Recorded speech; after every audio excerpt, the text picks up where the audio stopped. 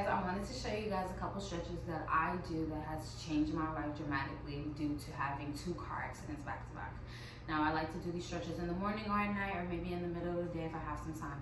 But I wanted to show them to you guys so it can help you relieve some lower back pain and some possible hip pain. Okay, first thing you want to do is start off by putting your feet against the wall. Scoot your butt as close as you would like.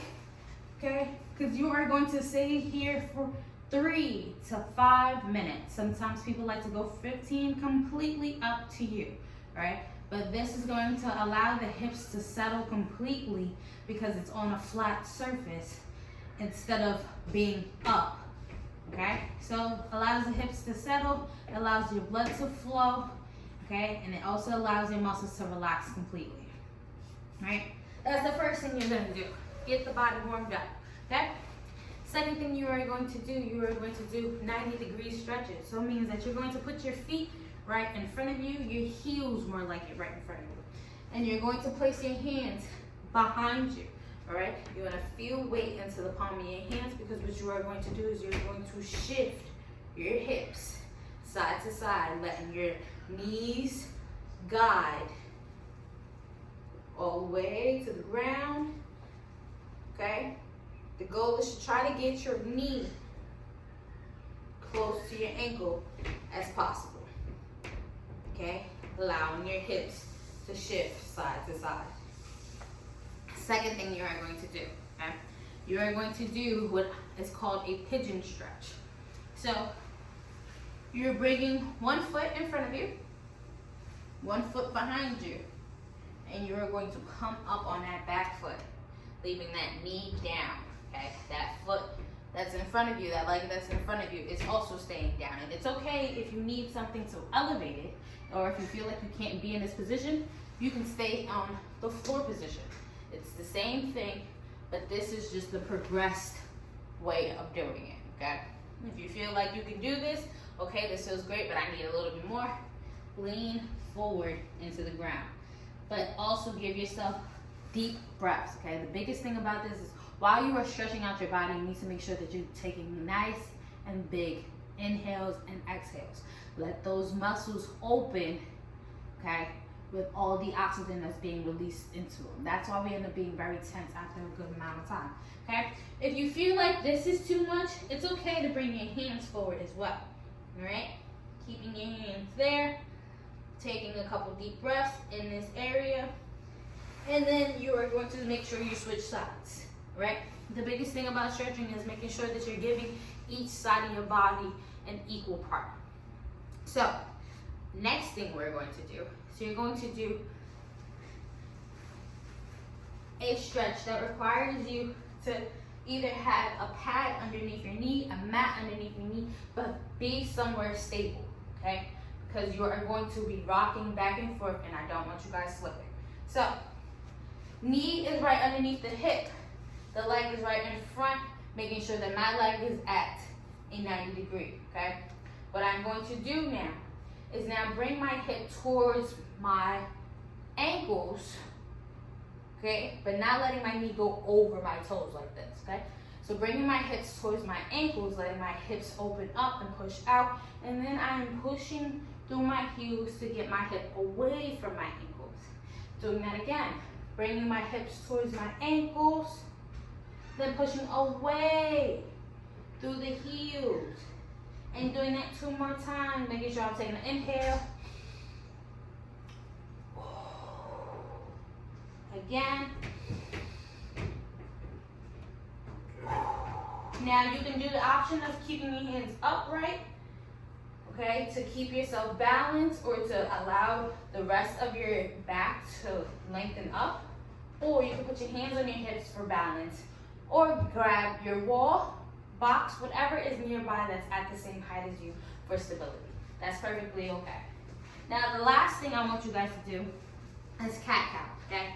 So you're going to inhale and bring your navel to your spine, and exhale and bring your head to the ceiling and let your butt, your tailbone tuck up. This is the only time your tailbone is allowed to tuck up, okay?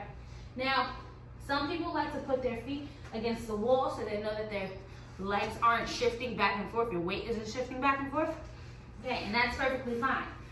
You are going to make sure that your knees are right underneath your hips and they're shoulder width apart. Everything is going to be equal. Your hands are going to be right underneath your shoulders, okay? You're going to inhale, exhale. Inhale, exhale. Inhale, exhale. Okay. And one final thing. I know I said that was going to be the last thing, but I realize that sometimes some people don't know to do this, and this is very important. Okay? You're going to lay on your back.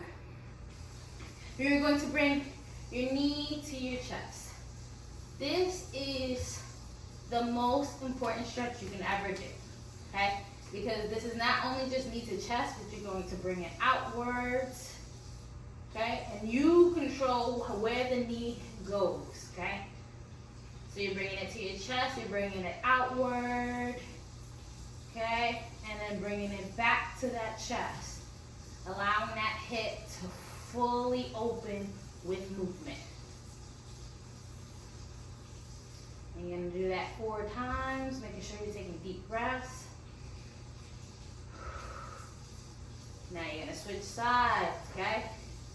So bring the chest, the knee to chest first for a count of 10 seconds. 10, 9, 8, 7, 6, 5, 4, 3, 2, 1. Then you're going to bring it out. This is when we start our circular, half circular movement. Okay, bringing it out. You letting their hand control your knee and how far your knee comes down to the ground. And one more time, and out.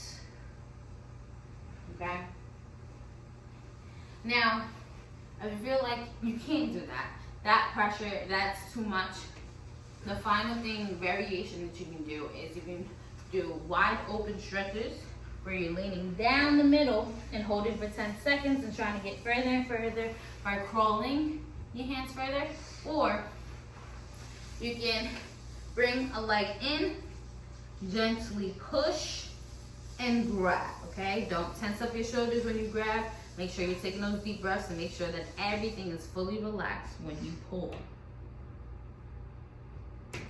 And you're staying down here for a 10-second count.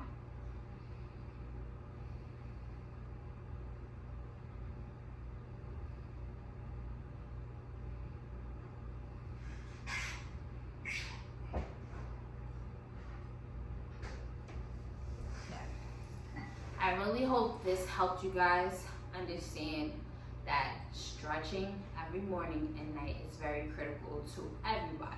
Not just people who've been injured, not just people who work out, but for everybody. If you are somebody that sits at a desk all day, you need this because your hips are so used to being in this constant state that when you stand up and you feel like, I need a second. As soon as I stand up, that means that this is for you, okay?